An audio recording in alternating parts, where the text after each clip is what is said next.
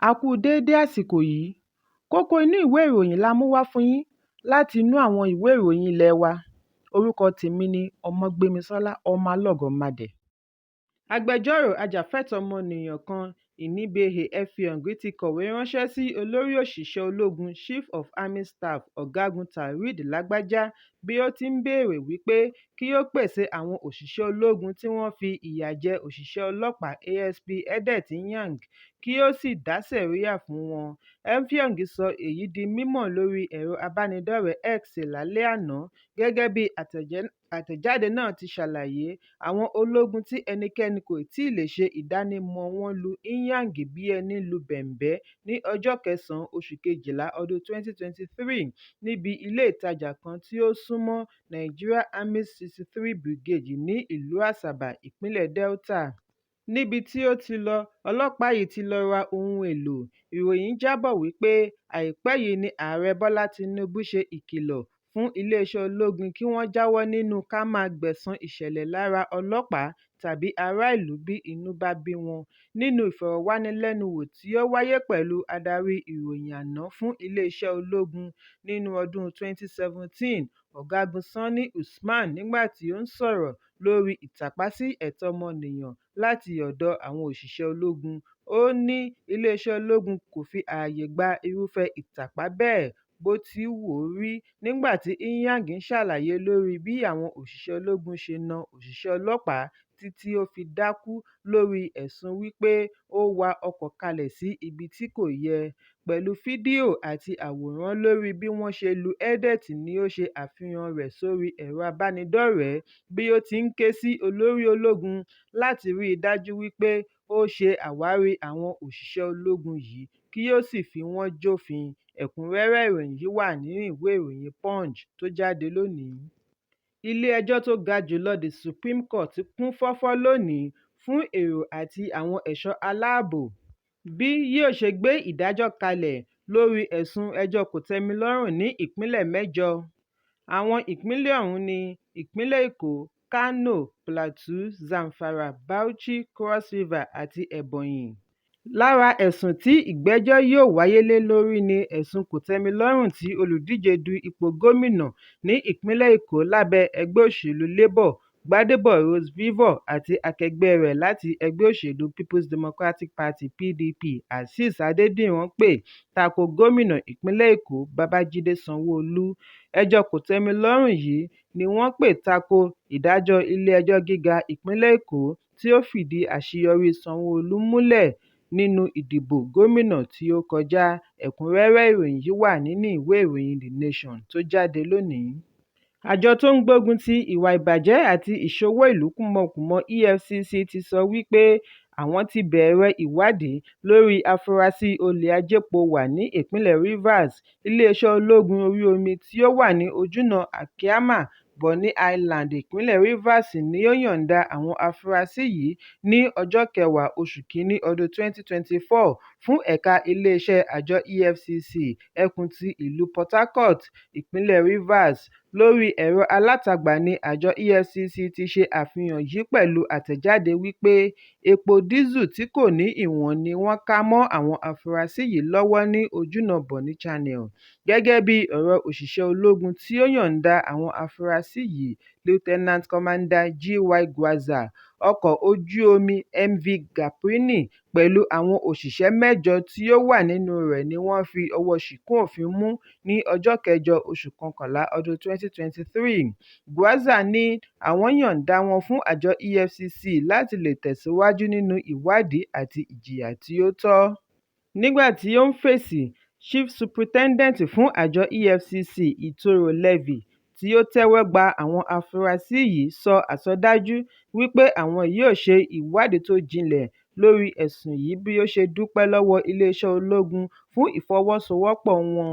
Ìròyìn jábọ̀ wípé ní ọjọ́ 12 oṣù Kejìlá ọdún 2023, iléeṣẹ́ ológun orí omi yọ̀ǹda afurasí 3 fún iléeṣẹ́ ọlọ́pàá lórí ẹ̀sùn wípé wọ́n ṣe ayédèrú ìwé-ẹ̀rí fún ọkọ̀ ojú omi tí wọ́n ń pe orúkọ rẹ̀ ní Mother Gabrini ní ìpínlẹ̀ Rivers. Ẹ̀kúnrẹ́rẹ́ ìròyìn yìí wà nínú ìwé ìròyìn Punch tó jáde lónìí.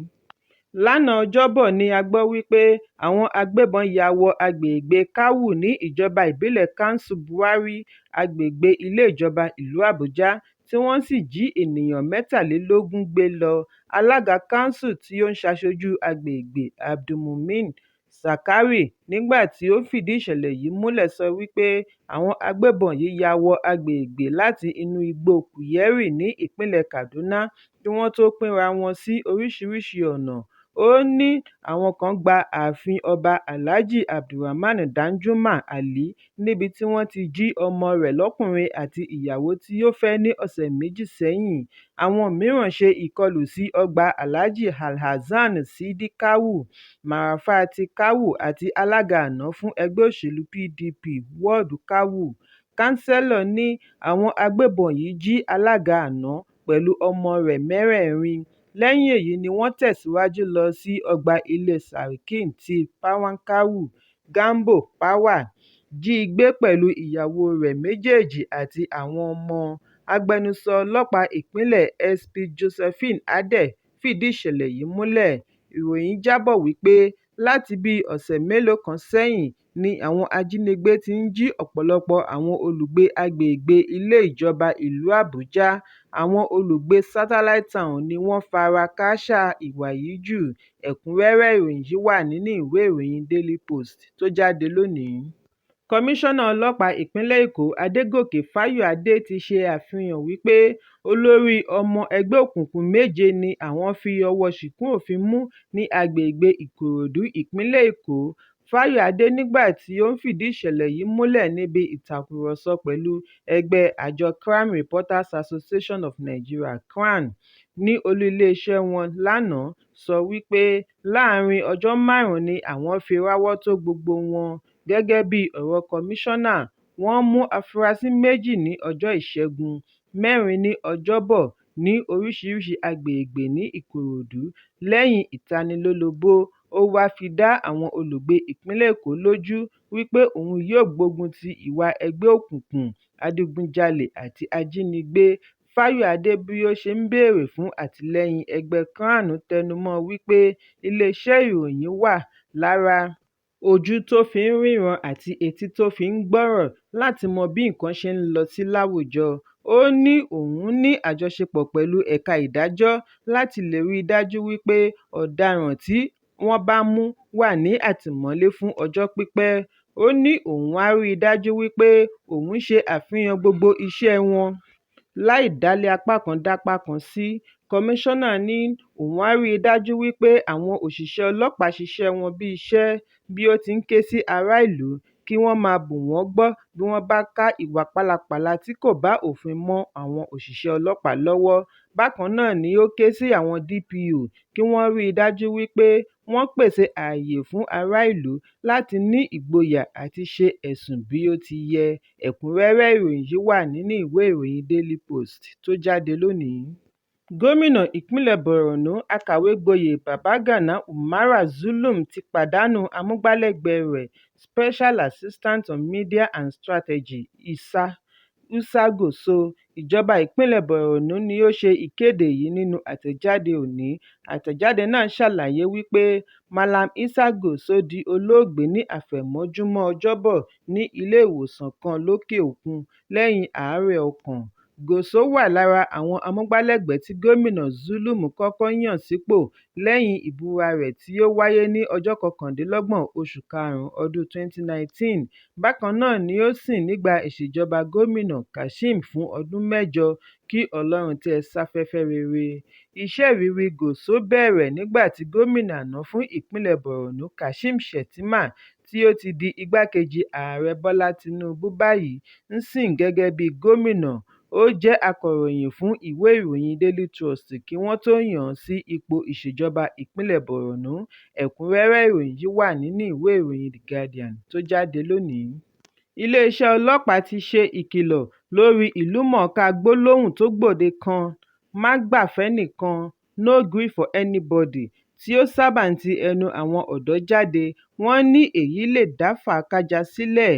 Gbólóhùn yìí ti rìn jìnnà lórí ẹ̀rọ abánidọ́rẹ̀ẹ́ àti ní òpópónà ṣùgbọ́n níbi ìfọ̀rọ̀jomitoro ọ̀rọ̀ tí ó wáyé ní ìlú Àbújá ní agbẹnusọ iléeṣẹ́ ọlọ́pàá Múyìwá Adéjọbí ti sọ wípé gbólóhùn yìí lè dá hílàhílo sílẹ̀ lórílẹ̀-èdè.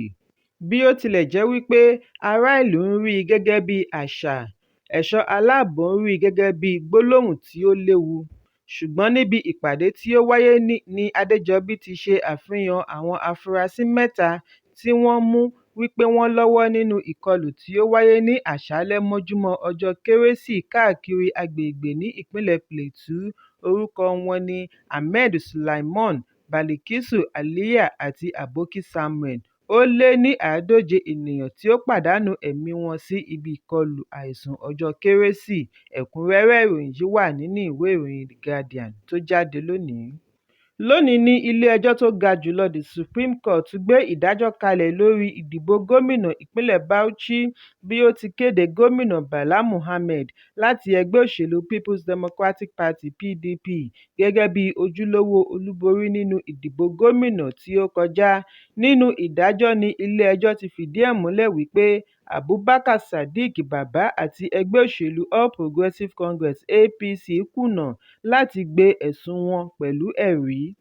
Adájọ́ Ibrahim Salewa yanjú gbogbo kókó ẹ̀sùn 6 tí wọ́n pè síwájú ilé-ẹjọ́ tako afẹ̀sùnkàn.